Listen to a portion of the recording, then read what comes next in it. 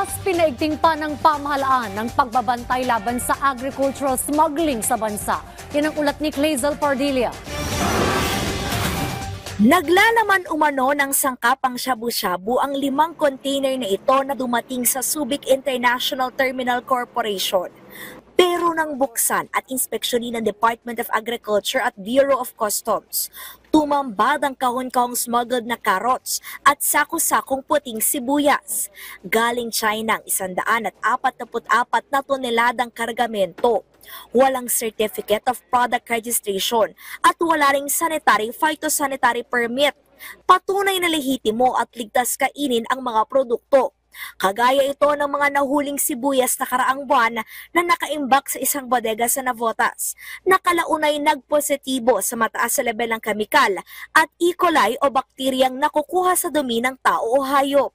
Kanina, when we were opening the boxes at tinitignan yung quality, it seems to be the same quality nung nakita sa Navotas. For our safety, food safety, hindi tayo sigurado kung anong pinanggalingan nito, ano yung proseso na kanyang pinagdaanan. So, doon pa lang medyo risky na siya, high risk na siya. And then second, for the local industry, of course, we do have production. Kapag ka ito ay nakapasok sa ating markets, medyo magkakaroon ng konting disruption. Siyempre, maaring mas bumaba ang presyo dahil ma-flood nito ang ating market, yung mga illegal goods. Bukod sa mga gulay at rekado, may iba pang produktong nasabat ang mga operatiba.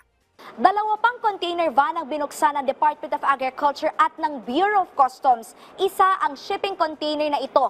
Ang harapan, mga tissue. Pero nang isa-isang tanggalin, dito na nadiskubre ang kahon-kahon na smuggled na sigarilyo mula Taiwan. Nagkakahalaga ng 115 million pesos ang mga sigarilyo, kaya pumalaw sa higit 130 million pesos ang kabuang nakumpiska. Pagmumultahin at maharap sa patong-patong na kaso ang mga consignee. They're doing smuggling to basically makaiwas sa taxes as far as tobacco is concerned.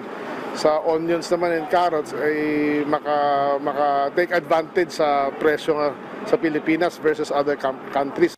Iba blacklist ang mga importer at para paigtingin ang pagbabantay laban sa mga agricultural product, hihilingin sa Kongreso at Senado ng DA na pataasin sa 200 million pesos ang pondo sa Enforcement Bureau ng ahensya mula sa kasalukuyang 50 million pesos. Babala ng DA sa mga smuggler. The Bureau of Customs and the Department of Agriculture are on top of the situation. Nakahabulin talaga lahat yan.